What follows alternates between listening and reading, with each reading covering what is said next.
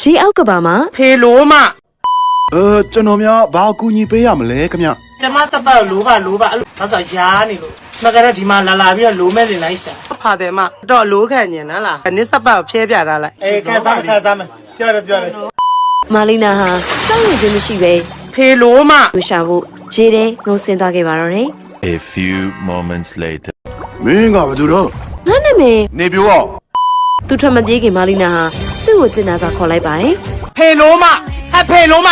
ကျေးဇူးပြုပြီးထွက်မပြေးပါနဲ့ငါတို့တွေမိတ်ဆွေဖြစ်လို့ရပါသေးတယ် လီဘဲပေါ်တယ်လီဘဲဆိုမှရင်နှွေးနဲ့ပြုတ်ပြီးတက်ထိုင်လိုက်မယ်နော်စပတ်ပဲ